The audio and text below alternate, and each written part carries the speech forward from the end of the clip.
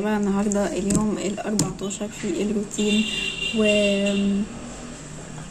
كما هو واضح فقدان الشغف والعزيمة وكل حاجة. خلاص انا مش عايزة اكمل، انا زهقت.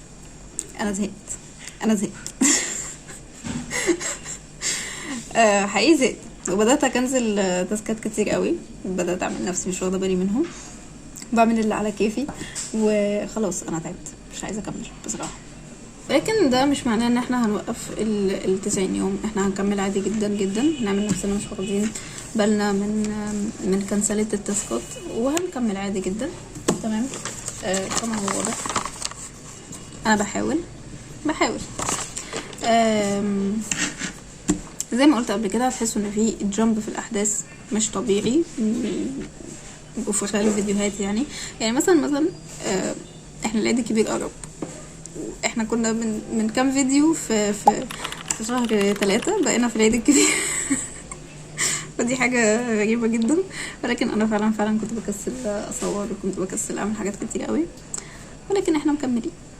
بس يعني اسبوعين مش قليل ومش كتير، بس انا هكمل. هروح فين يعني؟ انا هفضل مكملة في الروتين ده لحد ما اشوف انا اخرتي.